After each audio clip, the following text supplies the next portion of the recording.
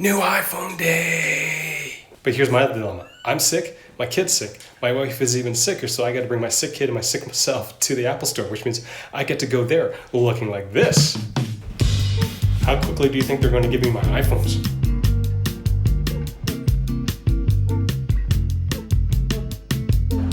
Remember, don't film anything, they get mad.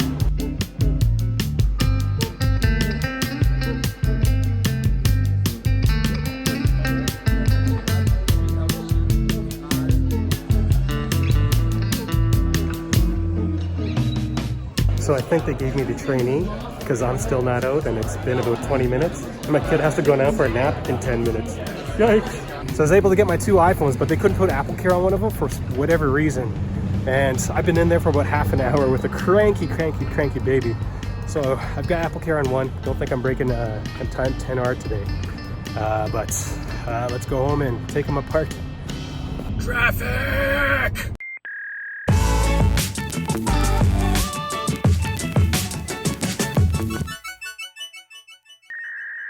Here they are. Woo, new iPhones. So many new iPhones this year.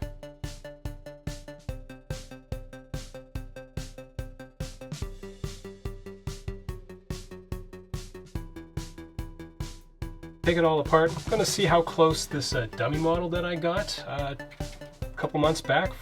I just want to see how close it is, and then I'm going to compare it against the iPhone 8 Plus, which is probably the closest iPhone in terms of, you know, almost everything. This iPhone XR XR isn't a budget iPhone. It's still $750, which is a lot of money considering that Apple's previous budget iPhones sat at about $400. The iPhone SE as well as the iPhone 5C, those were $400. This is $750, so it's not a budget iPhone. Here we go. Whoa! I can't believe how long it took me to get everything out of the Apple store. It took me probably half an hour. Probably should have taken me just 10 minutes. So here it is. Yeah, looks like a white iPhone. One of the things I noticed in the store, and I didn't really pay much attention to it until this morning, was that the edges, the bezel of the iPhone is actually much wider than the bezel on the iPhone XS's. So, you know, that's a slight annoyance. Here's the device, and it looked like it's powering up already. Now, all in all, I actually thought the back of this device was aluminum. For some odd reason, I was thinking that all the colors that Apple was able to do is because the back was aluminum, but I was completely wrong, because my assumption was that Qi charging would not work with the iPhone XR.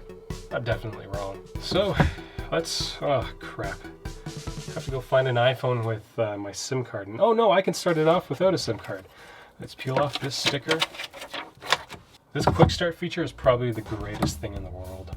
Its general impressions, this is a much beefier iPhone. It feels a lot thicker than even like the 8 Plus, and it feels this, I like this matte edge here over the stainless steel feeling of the iPhone XS's and the 10s. It, I think in my opinion, provides a bit more texture, and it doesn't show fingerprints and scratches as well. This is one of my older iPhone Xs, and you could tell that the stainless steel edge is really beat up. This 8 Plus is probably as old as this 10, and you can't tell that it's been through a lot, like the screen's been cracked. And so when it comes to the dummy model that I got, it's actually pretty close. And that's kind of not surprising given that Apple releases the dimensions of the iPhones to case manufacturers, so they go and make these fake mock-ups, which they make cases for. So the camera seems a little different. And speaking of the camera, this thing on the iPhone XR, that's going to be the first thing that I compare against. I've got like 18. I've got a couple of videos planned for the XR, not as many as I like, as well, just sick, kid's sick. It's taken me 3 hours to get to this point, and with the iPhone XS, it took me like half an hour. So things are a lot slower. Sticking to the camera, I am kind of curious to see how well portrait mode works on this, since this is only a single lens camera, so it doesn't do everything that a normal portrait mode does, say like on the iPhone 8 Plus with the 2 lenses, but it still does 3 out of 5 thing. So yeah, I'm curious to know what it actually does. One of the things I was noticing about these devices is that on the newest ones, one of the things I was noticing on the newer devices was that the bottom actually isn't symmetrical on the iPhone XS and the XS Max. It is on the iPhone 8 Plus and it is on the iPhone 10, but on the iPhone XS's there's another antenna location, so there's like another notch here that shows up right about here, and Apple removed one of the cutouts for the mic. So I know that has bothered some of you guys, and the more I look at it, it probably would bother me if I only had one iPhone. That edge is pretty significant. It's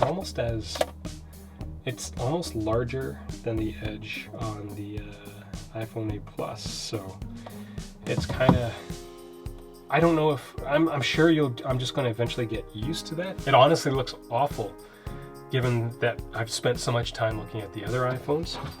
Like, I'm really used to looking at the iPhone 8 Plus with the white bars at the top and the bottom of a regular iPhone. So staring at this iPhone XR with a really dark bezel really bothers me for some odd reason.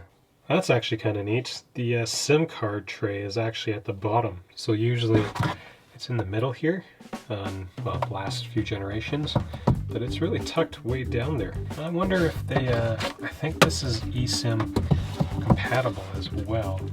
Some of the cases that I've seen includes a dual SIM card, so I'm actually not quite sure if the Chinese versions of the iPhone XR are going to have dual SIMs. Kind of looks like it. There's enough space for it. In general, when it comes to overall handling, this iPhone XR, I think, won't handle as well as the iPhone 8 Plus, because the iPhone 8 Plus is much thinner than the iPhone XR.